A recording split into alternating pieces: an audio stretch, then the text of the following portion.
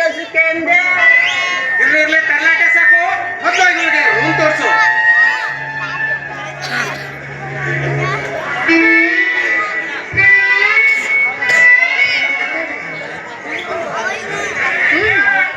Madam ಅವರೇ ಬನ್ನಿ, room ತೋರಿಸ್ತೀನಿ.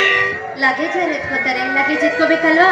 ಎತ್ಕತ್ತೀನಿ ಮೇಡಮ್ ಅವರೇ, ಎತ್ಕೊಳ್ಳಿ. ಬನ್ನಿ. ನಾನು ಬರ್ಲಾ? ಬಾಯ್.